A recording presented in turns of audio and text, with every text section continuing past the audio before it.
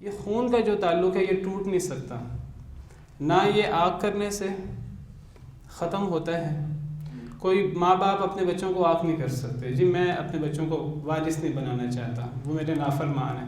نہ کوئی نافرمان اولاد اللہ معاف کرے وہ اپنے ماں باپ کو آگ کر سکتی ہے کہ میں نہیں چاہتا کہ میرے وراثت پہ میرے ماں باپ شریک ہوں. نہ بہن بھائی دوسرے بہن بھائیوں کو محروم کر سکتے ہیں. اگر اولاد ہو ہی نہ، یا اولاد میں صرف بیٹیاں ہوں، بیٹے نہ ہوں، پوتے نہ ہوں، تب پھر بہن بھائی بھی وارث بن جاتے ہیں. بعض لوگ کہتے ہیں نہیں جی بہن بھائیوں کو وارث نہیں بننا چاہیے، بہن بھائی ہمارے ساتھ اچھا سلوک نہیں کرتے، ہماری وراثت ہماری اولاد میں ہی مکمل ہو جانی چاہیے. یہ انسان کا کوئی اختیار نہیں ہے، یہ اللہ کے فیصلے ہیں. اور انسان کسی کو آنکھ بھی نہیں کر سکتا، کسی سے رشتہ ختم بھی نہیں کر سکتا. آپ دنیا میں جتنا مرضی کسی سے ناراضگی کر لیں، آپ 50 سال کسی سے بات نہ کریں، اس نے آپ کا وارث بننا ہے، آپ نے اس کا وارث بننا ہے.